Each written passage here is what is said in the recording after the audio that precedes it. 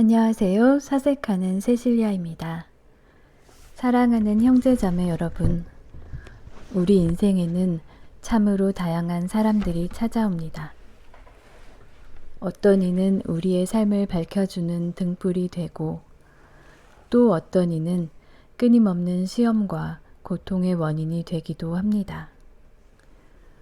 우리가 그리스도인으로 살아간다는 것은 모든 일을 사랑하려는 마음을 품는 일이지만, 그렇다고 해서 해로운 관계까지 마냥 받아들이는 것은 결코 복음적이지 않습니다. 오늘 이 시간에는 가톨릭 신앙과 성경의 가르침을 바탕으로 우리가 조심해야 할 사람, 때로는 단호히 관계를 정리해야 하는 사람들의 특징에 대해 함께 묵상해 보고자 합니다.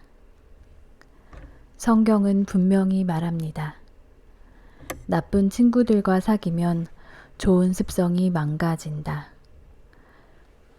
코린토 1서 15장 33절 말씀입니다.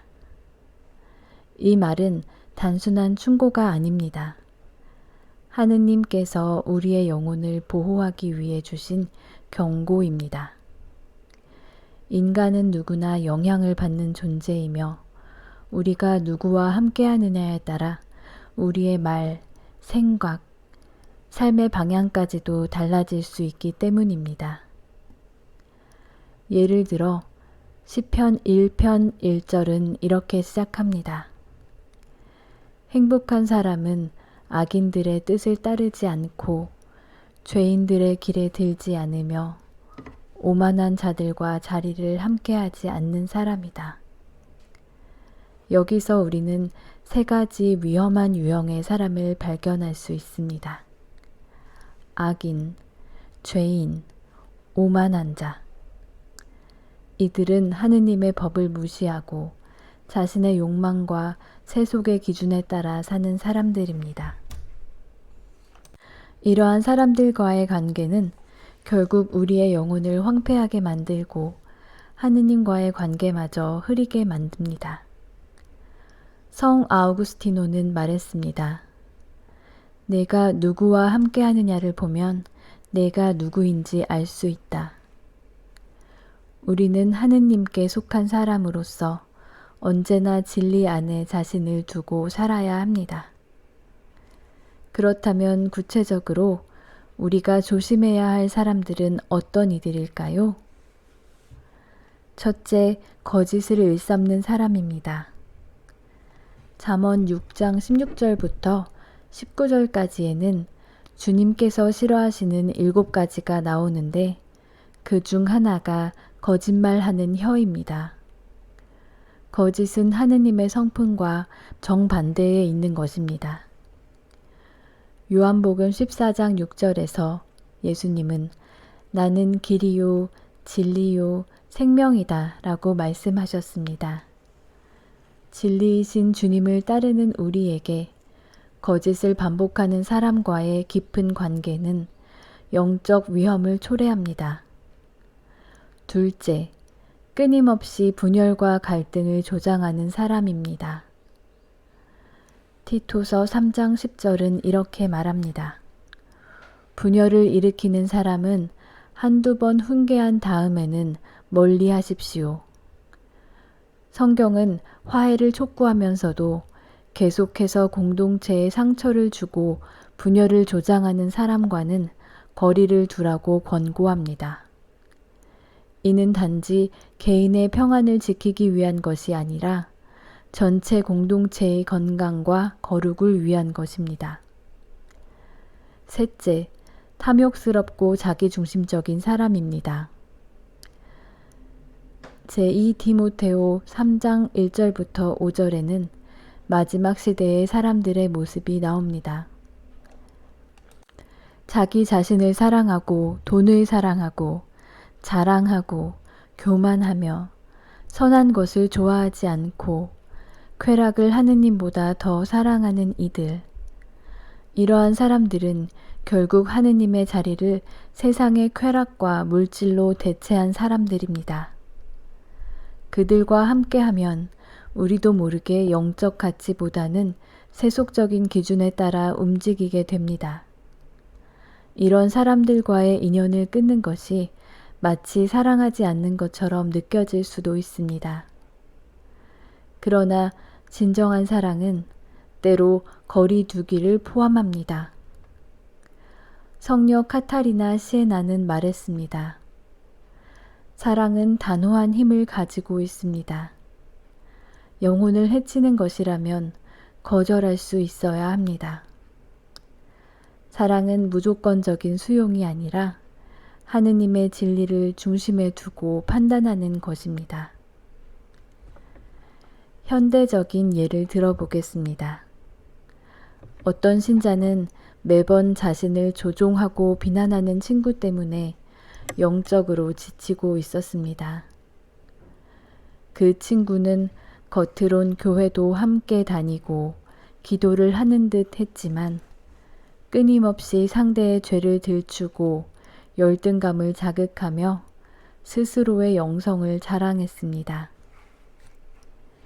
이 신자는 결국 영적 지도 신부님과 상담한 후 일정한 거리를 두기로 결심했습니다. 그리고 점차 자신의 평화를 되찾고 하느님과의 관계도 회복하게 되었습니다. 또 다른 사례로 어떤 할아버지는 오랜 친구와 매일 술을 마시며 세상 이야기를 하다 보니 기도와 성경을 멀리하게 되었고 고해성사도 끊기게 되었습니다. 그러나 어느 날 문득 지혜로운 이는 죄인의 길을 따르지 않는다는 시편의 말씀이 마음에 와 닿아 친구와의 일상을 정리하고 다시 교회로 발걸음을 돌렸습니다.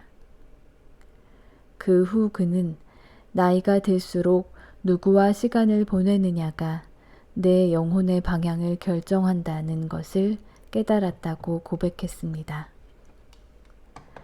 사랑하는 여러분, 때로는 이런 단호한 결정이 외롭고 어렵게 느껴질 수 있습니다. 하지만 마테오복음 5장 30절은 우리에게 이런 충격적인 말을 합니다.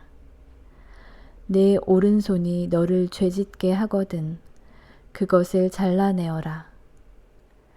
이 구절의 의미는 우리 삶에 아무리 가까운 것이라도 그것이 영혼을 해친다면 과감히 끊어야 한다는 것입니다.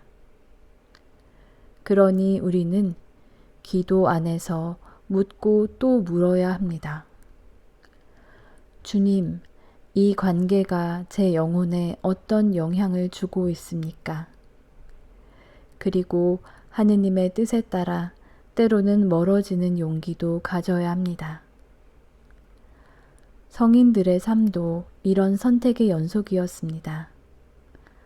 성 프란치스코는 부유한 상인 가문에서 태어났지만 세속적인 친구들과의 관계를 끊고 철저히 복음적인 삶을 택했습니다. 그는 세상 친구들과의 인연을 끊는 대신 하느님과의 우정을 택했습니다. 그 결단이 오늘날까지 이어지는 놀라운 열매를 낳은 것입니다.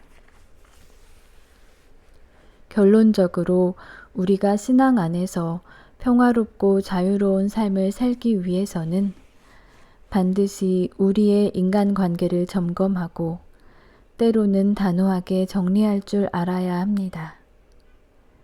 이는 미움에서 비롯된 행동이 아니라 하느님을 향한 사랑의 결단입니다. 하느님께서는 우리가 진리 안에서 자유롭게 살기를 원하십니다. 그 자유는 거짓, 분열, 탐욕, 교만과 결별할 때 가능해집니다. 그리고 그 자유의 길은 비록 외로울 수 있지만 언제나 주님이 동행하시는 길입니다. 오늘도 우리 곁에 있는 사람들을 위해 기도합시다. 그리고 우리 삶의 중심에 하느님을 두고 어떤 관계가 우리를 주님께 더 가까이 인도하는지를 분별하는 지혜를 청합시다. 우리 안의 평화를 해치는 인연보다 주님과의 관계를 더욱 소중히 여기는 참된 믿음을 살아갑시다. 주님은 언제나 우리와 함께 계십니다. 그분의 지혜 안에서 우리가 진정으로 마주해야 할 사람과 멀리해야 할 사람을 분별하게 되기를, 그리고 주님 안에서 자유롭고 성숙한 신앙인이 되기를 간절히 기도합니다.